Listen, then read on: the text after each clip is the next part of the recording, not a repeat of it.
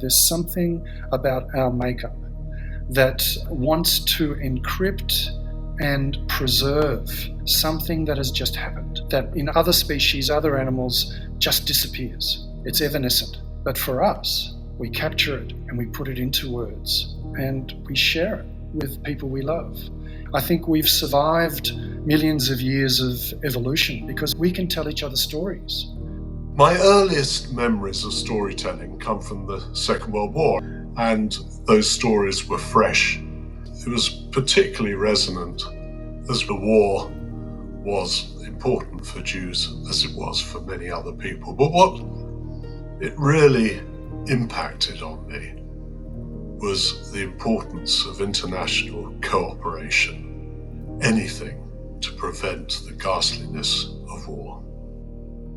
We were once in Istanbul, and at a certain moment the publishers said, we now have to stop the meeting for a moment because every day we go to the court and start picketing with local authors and publishers in front of the court because they had put a publisher in jail. All of a sudden we were standing on the street and you realize that those people are doing this every week, every day to show the world that it was not right that lawyers and judges had put a publisher in jail. So it's the fight against censorship, it's the solidarity among publishers, so that every publisher can publish without any risk to that individual or that organization. And there are publishers which are absolute heroes. They publish books which are controversial, which they know are going to be censored. And they pay a price for that. Sometimes it's imprisonment, and sometimes they pay the ultimate price with their lives. The freedom to publish is a vital part of what enables publishers to operate, and we have to be constantly vigilant as the threats to it are constantly changing. Whether it is state censorship or self-censorship, we work to make sure publishers can publish what they feel deserves to be published.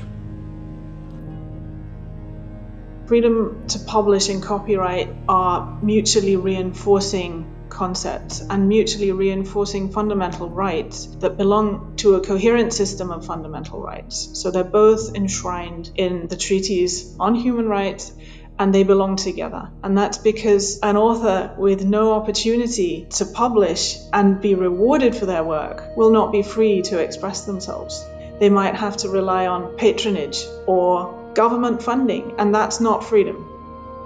If we don't protect copyright, then publishers can't sustain their businesses for long. Copyright protection is not just essential for publishing, it's essential for modern economies. It's the main legal instrument of protection of these rights. Just think with me, without copyright, there is no incentive for authors to dedicate themselves and their lives writing for the publishers. So if there is no protection to their creation, there is no books.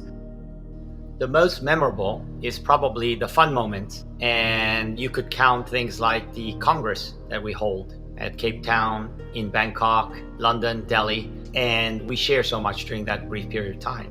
If you ask me what was the pivotal moment, it was the Marrakesh Treaty to give access to those with visual impairment to as much books as possible. And the only way we could do that was through technology.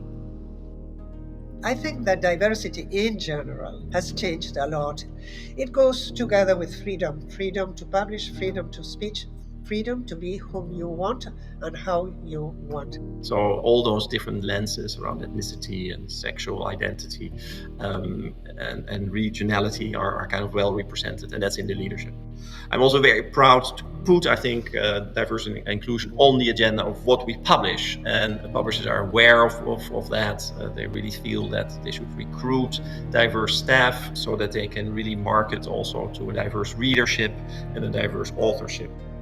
Africa has been a great example of how diversity and inclusion has been important and is going to be important for us at IPA. So something that stands out for me is our Africa Publishing Innovation Fund, which was created in partnership with Dubai Cares. We have supported many projects in Africa that focus on publishing innovation and in building libraries.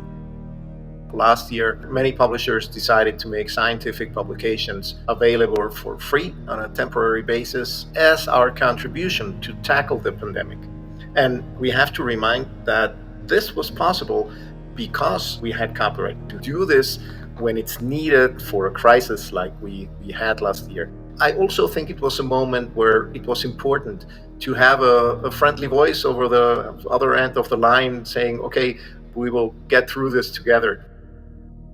After the Balkan War in 2003, when I was traveling from the airport of Belgrade to Belgrade itself, I was just astonished because the destruction of the bombs were much bigger than ever the newspapers and the press have told us. There was a common message they wrote in the papers: please, people of the world, don't throw us bombs, send us books.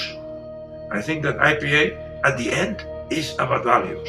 We represent the memory of the past, and we need to follow up this work of promoting the dignity of ideas. When you work in these areas, in the institutional associations, you're not working for yourself, you're working for the others, you are giving, you are just trying to draw a path, in this case a path for the book. With others behind you or others with you, all these paths, they get less difficult to overcome. It is not the president who is doing this. It is not the vice president who is doing it. It's not when I was the chairman of boards, committees and so on, which is the work, but it is the total work, and you do it together in a truly international environment. And then it is your job to try to harmonize them all and to walk in the same direction. One of our key values is collaboration.